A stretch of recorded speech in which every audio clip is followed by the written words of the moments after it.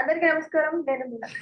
మొత్తానికి తెలంగాణ రాష్ట్రంలో రాజకీయాల ఆ హోరాహోరీ అనేది నడుస్తూనే ఉంది. అటు బీజేపీ కావచ్చు, లేదా కాంగ్రెస్ పార్టీ కావచ్చు, అలాగే బీఆర్ఎస్ పార్టీకి సంబంధించి హోరాహోరీగా ఈ మాటల తూటాల యుద్ధాలు అయితే జరుగుతూ ఉన్నాయి.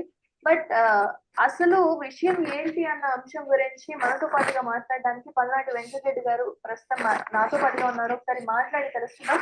నమస్కారం సార్. నమస్తే సార్. కాంగ్రెస్ పార్టీకి సంబంధించి బీఆర్ఎస్ పార్టీకి సంబంధించిన మాజీ ముఖ్యమంత్రి కేసీఆర్ గారు అసెంబ్లీ సమావేశాలకు రావట్లేదు, వచ్చే ఛాన్సెస్ ఏమైనా ఉన్నాయా అని చెప్పి ఛాలెంజ్ విసురుతున్నారు. మీరేమంటారు? మరి కాంగ్రెస్ పార్టీకి సంబంధించి రేవంత్ రెడ్డి గారు విసిరిన సవాల్కి కేసీఆర్ గారు వచ్చే ఛాన్సెస్ ఉన్నాయంటారా? కేసీఆర్ మన తెలంగాణ రాష్ట్రం వచ్చాక నేను ఉద్యమం ద్వారా తెలంగాణ రాష్ట్రాన్ని సాధించుకున్నాం, తెలంగాణ రాష్ట్రాన్ని బాగుపరుస్తాం, తెలంగాణ బిడ్డలకి ఉద్యోగాలు వస్తాయి, తర్వాత నీళ్లు నిధులు ఉద్యోగాలు మనకు తెలుసు. కానీ 10 సంవత్సరాలు మంచి అవకాశం ఇచ్చారు కేసీఆర్కి. ఏమని? మీరు రాష్ట్రాన్ని నిజంగానే అభివృద్ధి పరచండి, తెలంగాణ బిడ్డలకి ఉద్యోగాలు ఇవ్వండి, మేమందరం కూడా హ్యాపీగా ఉంటామని చెప్పి అందరు కలిసి ఓట్లేశారు. ఓట్లేసి కొత్తగా తెలంగాణ రాష్ట్రం వచ్చాక వాడిని హక్కును చేర్చుకున్నారు. కానీ కేసీఆర్ ముఖ్యమంత్రి అయిన తర్వాత 3-4 సంవత్సరాలు వదిలేస్తే అన్నీ బాగా చేస్తాడని అనుకుంటే ఏమైంది? అక్కడి నుంచి మొదలు పెడితే దగ్గర 6-7 సంవత్సరాలు రాష్ట్రాన్ని మొత్తం కూడా అధ్వాన్న స్థితిలో తీసుకుపోవడమే కాకుండా ఆర్థిక స్థితిని ఏదైతే బాగుండేనో దాన్ని కూడా చిన్నాభిన్నం చేసుకుంటూ మొత్తం అప్పులు కుప్పగా చేసింది ఇప్పుడు తెలంగాణ రాష్ట్రాన్ని కేసీఆర్.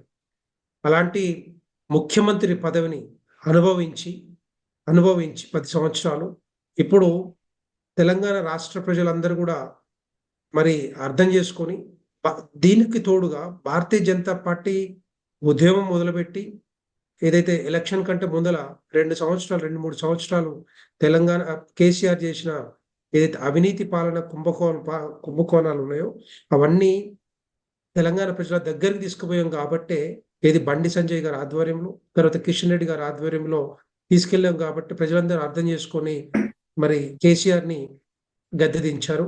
మరి ఓట్లేసి ఓడించి ఫామ్ హౌస్కు పరిమితి చేశారు. ఇప్పుడు సరే, అది కాంగ్రెస్ పార్టీ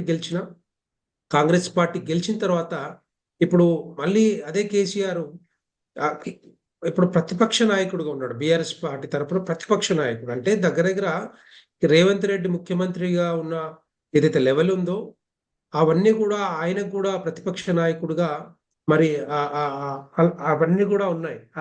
కానీ అవన్నీ కూడా అనుభవించుకుంటూ ఫామ్ హౌస్లో పరిమితమై ఫామ్ హౌస్ నుంచి బయటకు రావట్లేడు.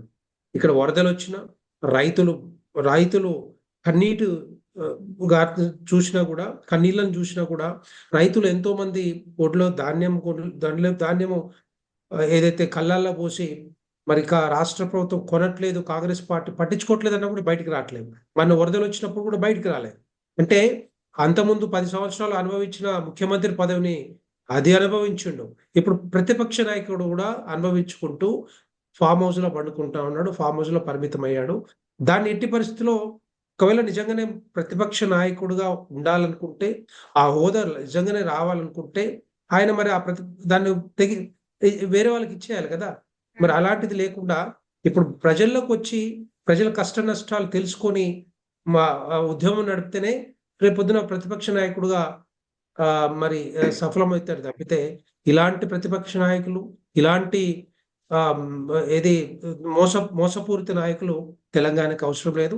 రేవంత్ రెడ్డి గారు చెప్పిన మాటలు ఏదైతే ఉన్నాయో మరి ఆయన మాటలకు డెఫినెట్గా రావాలని చెప్పేసి ఎవరైనా కోరుకుంటారు.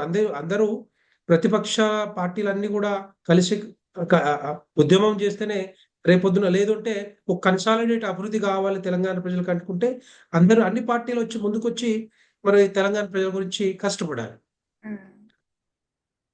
రాడు ఎంతసేపున్నా కూడా కేసీఆర్ వచ్చే అవకాశాలు లేవు.